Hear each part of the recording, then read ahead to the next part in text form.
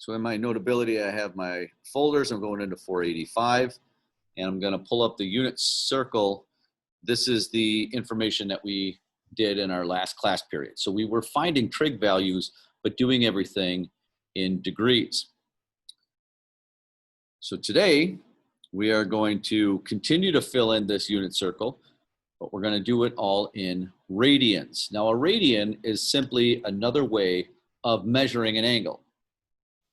So, for example, and I'm just going to write this down and then explain why it is this, but at 45 degrees, a 45-degree angle is the same as pi over 4.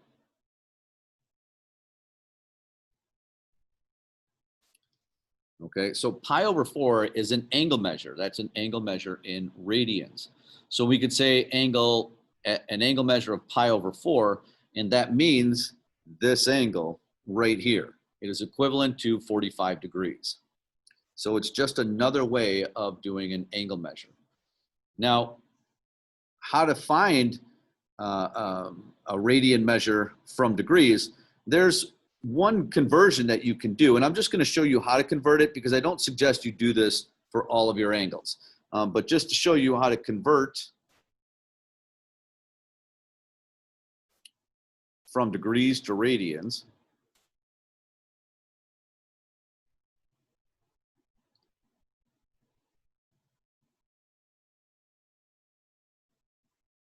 to do that conversion, we multiply the degree by pi over 180.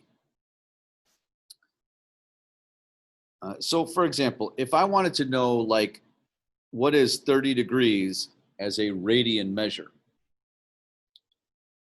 Well, as a radian measure, if I multiply by pi over 180, I then want to reduce that. And so your radian measures we're going to write as fractions. So we got to do a little arithmetic here. So I can cancel the zeros. And 3 goes into 18 6 times. Therefore, we're left with pi over 6. So 30 degrees is the same as pi over 6. So I might as well put that on our picture up here before we forget. 30 degrees is equivalent to pi over 6. So 30 is just the measurement in degrees, pi over 6 is the measurement in radians. So you can convert any angle by using this method, by multiplying by pi over 180. I'm not going to suggest doing it that way though, because we're going to just get really used to our first quadrant here. Our angles that we can refer back to, or again, our reference angles.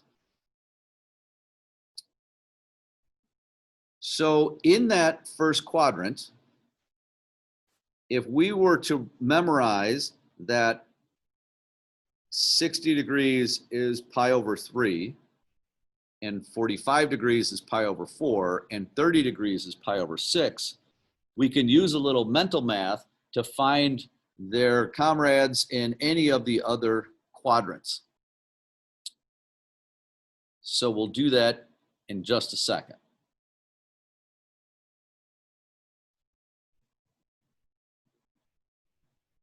Now, 1 full revolution is 2 pi. So 360 degrees is equivalent to 2 pi, which means 180 degrees is equivalent to 1 pi. So like half a circle is pi and a full circle is 2 pi.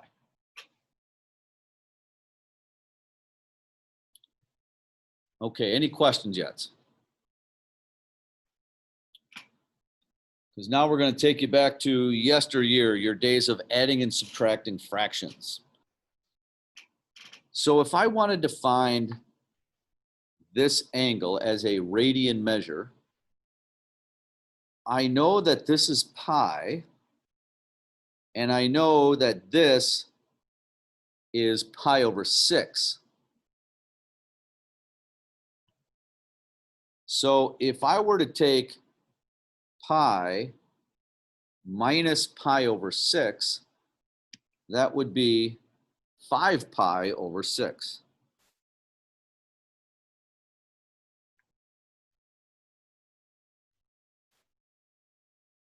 Okay, again, I'll talk you through that one. I know that this is pi, and then I have to be pi over 6 less than that.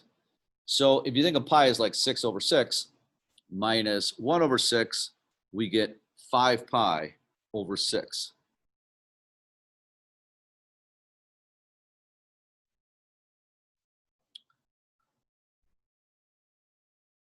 Well, along those lines, if I wanted to go to pi and then add pi over 6, so that would be like 6 over 6 plus another pi over 6 would be 7 pi over 6. So that would be down in the third quadrant. 7 pi over 6 is pi over 6 greater than pi. Does that mean at 135 it'd be 2 pi over 3? At 135, Yeah. close. You're in the right track. Okay. However, our pi over 3 is here, right? And so we want to go, if we went pi minus pi over 3, we would be there at 120 degrees. That is going to be our 2 pi over 3.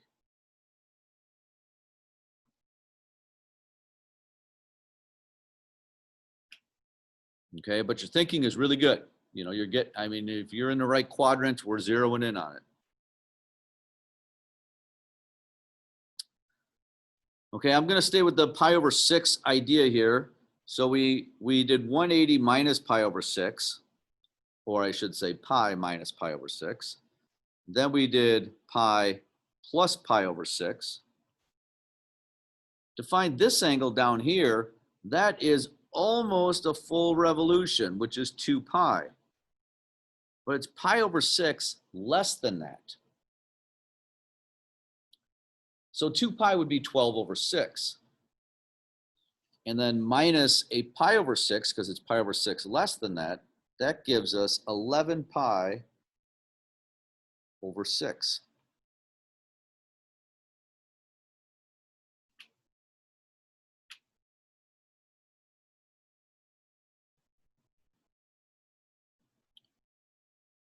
All right. Any other questions I'm going to keep going here, but any questions yet?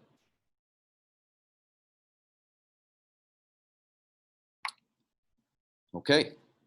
Well, then we'll keep rolling. Let's do the pi over 3s, okay? So for the pi over 3s, I know that this is pi over 3. And like we just had the question, if I went pi minus pi over 3, that would be 2 pi over 3 in the second quadrant.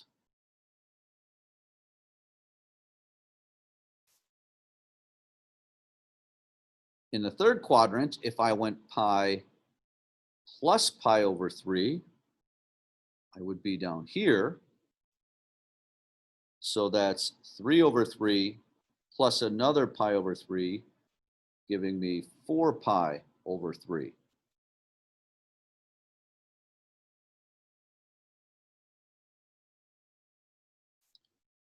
So remember, like pi, which is like 3 over 3, plus another pi over 3 would be 4 pi over 3.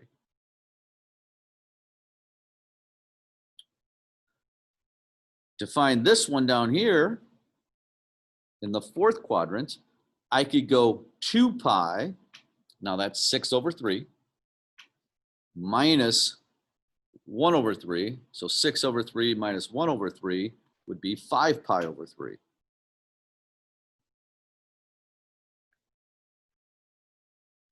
So lots of work of adding and subtracting our fractions here.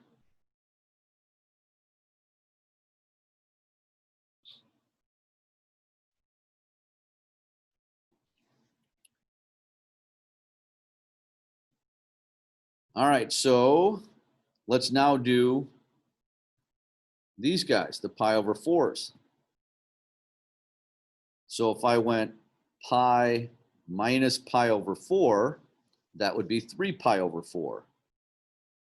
Because 1 would be 4 over 4 minus 1 over 4 is 3 pi over 4.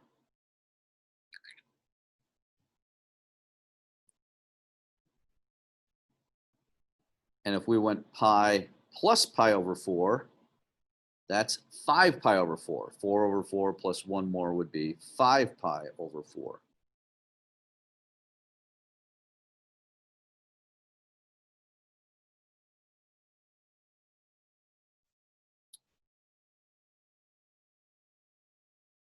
And if we went 2 pi minus pi over 4, well, 2 pi would be 8 over 4, minus a pi over 4 would be 7 pi over 4.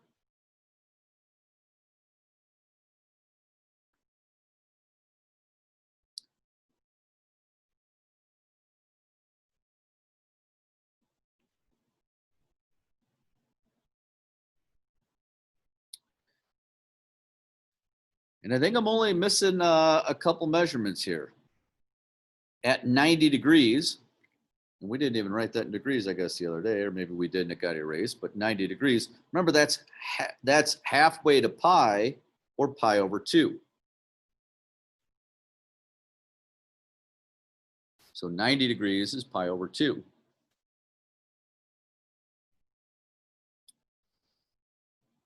And 270 degrees is like pi plus another half a pi, or 3 pi over 2.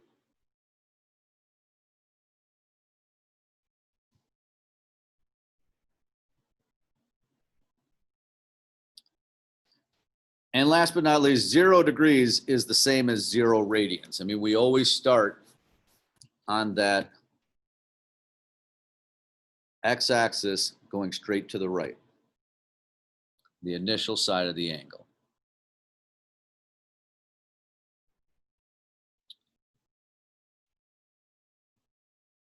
All right, any questions?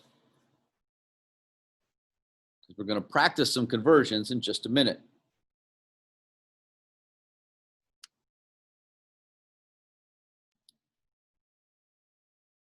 All right, so now that we worked a little bit with figuring out, the degrees to radians, and worked a little bit with what quadrant we were working in, we're going to find the trig value, just like your last homework was, but now it is going to be in radians.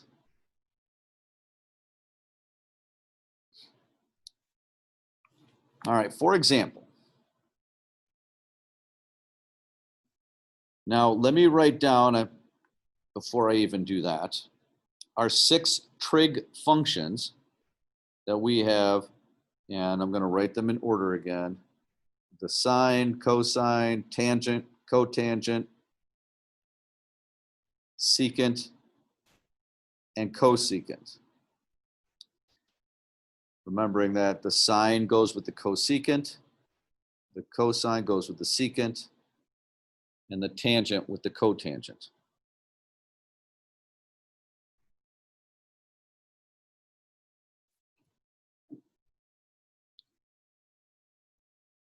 So if we wanted to find the cosine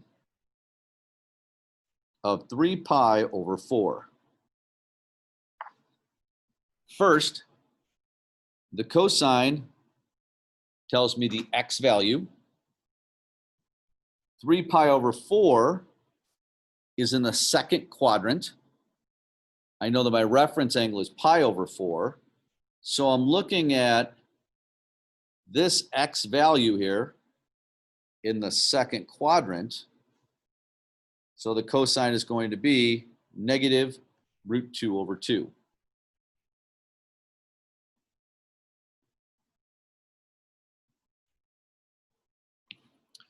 Okay, so the function tells you x or y, or if it's a tangent, a combination, and then you look for the angle in reference to those 3 angles in the first quadrant.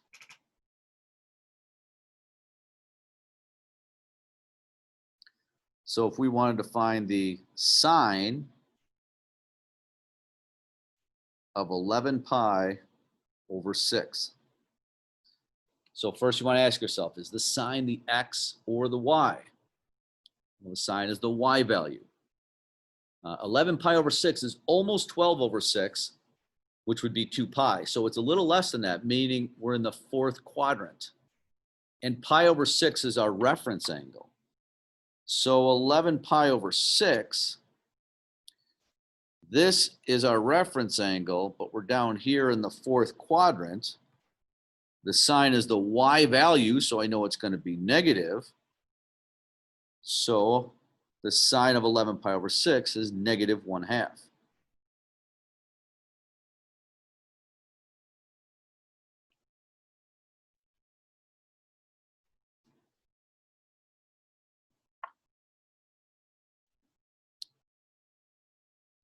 Any questions yet?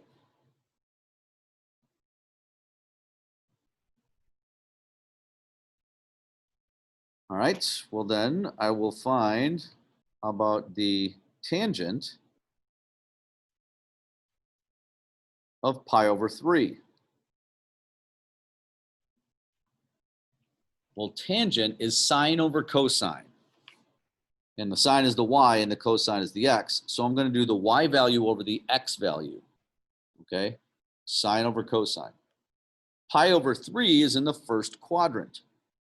So at pi over 3, I have my y value, which is root 3 over 2, over my x value, which is 1/2. So I get root 3 over 2 over 1/2 for our tangent of pi over 3. Now I have to simplify this. When we simplify it, if I take the bottom and flip it over, my 2's cancel, and we're left with just the square root of 3.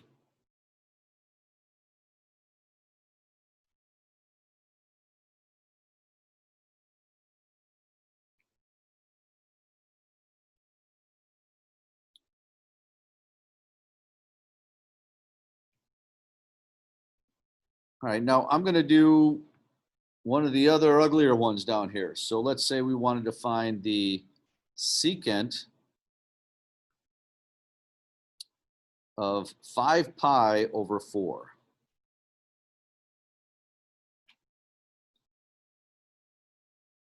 All right, well, first thing I have to figure out, I know the secant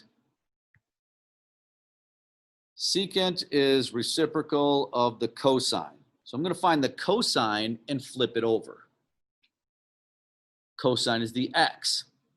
So I have to find the x value and flip it over at an angle of 5 pi over 4. So my reference angle is pi over 4. So I look at my reference angle at pi over 4. I know the cosine is the x value, but it was 5 pi over 4, meaning we are in the third quadrant because it's pi over 4 bigger than pi. So it's going to be that guy down here. So it's negative root 2 over 2. But don't forget to flip it over. So negative root 2 over 2 flipped over is negative 2 over root 2.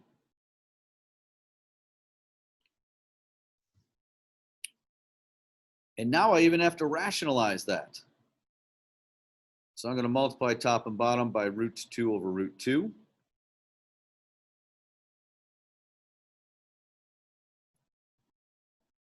So we have negative 2 root 2 over 2.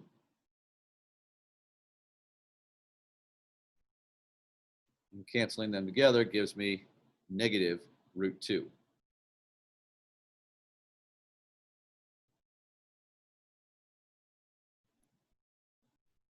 All right, any questions?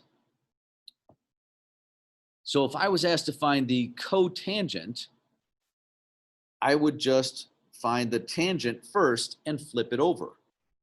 if I was asked to find the secant, which we did, I found the cosine first and flipped it over. If I was asked to find the cosecant, I would find the sine first and flip it over.